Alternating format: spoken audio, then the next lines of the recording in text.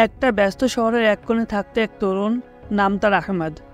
ছোটবেলা থেকে নামাজ পড়তো, কোরআন পড়তো, মসজিদে সময় কাটাতো।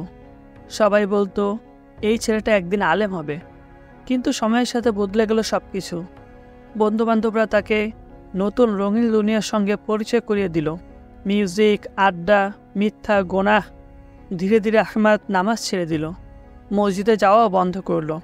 মা তাকে ডেকে বলতো, বাবা নামাজ পড়ো, আল্লাহ তোমার প্রতি রাগ করবেন। কিন্তু সে রাগ করে ঘর ছেড়ে চলে যেত, বলতো এখনও সময় হয়নি মা, পরে পড়ব। বছর কেটে গেল, তার হৃদয় থেকে শান্তি হারিয়ে গেল। রাতে ঘুম আসে না, দিনে মন খারাপ, কিন্তু সে বুঝতে পারে না কেন এমন হচ্ছে। একদিন খবর এলো আহমদের সবচেয়ে ঘনিষ্ঠ বন্ধু রাশেদ এক ভয়াবহ দুর্ঘটনায় মারা গেছে। দাফন শেষে কবরের পাশে দাঁড়িয়ে আহমদ মাটির নিচে বন্ধুর নিস্তব্ধ শরীরের দিকে তাকিয়ে ভাবল, গতকালও তো আমরা একসঙ্গে ছিলাম, আজ সে চলে গেল, কিন্তু আমিও তো যাব। তার বুক কেঁপে উঠল। কবরের মাটি শুয়ে সে অনুভব করল এই দুনিয়া কত ক্ষণস্থায়ী। সে রাতেই আহমদ ঘরে ফিরে দরজা বন্ধ করে দিল। চাঁদের আলো জানলা দিয়ে ঢুকছে, আর সে নিঃশব্দে কাঁদছে।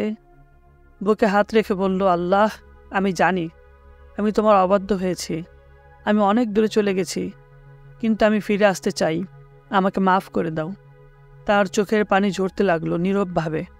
সে সেজদায় পড়ে কাঁদতে কাঁদতে বলল, আমি প্রতিশ্রুতি দিচ্ছি, আজ থেকে আমি নামাজ ছাড়ব না, আমি তোমারই হব।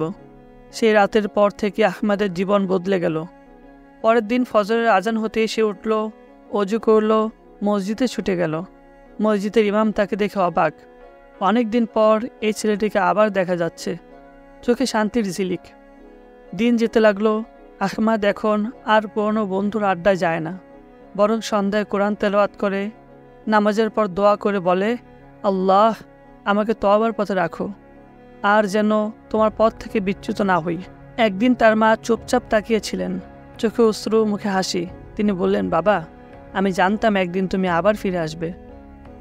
আহমদ বলল, মা, আমি অনেক দেরি করে ফেলেছি, কিন্তু আল্লাহর রহমতে আবার নতুন জীবন পেয়েছি। বছরখানেক পর আহমদ নিজেই মসজিদে তরুণদের তওবার গল্প শোনায়। সে বলে, তওবা মানে শুধু মুখে ক্ষমা চাওয়া নয়, তওবা মানে আল্লাহর দিকে ফিরে আসা, চোখের পানিতে, হৃদয়ের অনুতাপে।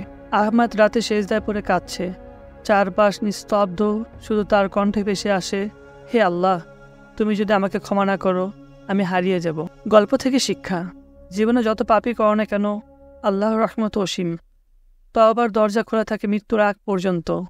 যে মানুষ সত্যিকারই ফিরে আসে, আল্লাহ তাকে ভালোবাসেন, ঠিক যেমন এক মা হারানো সন্তানকে ফিরে পেয়ে ভালোবাসে।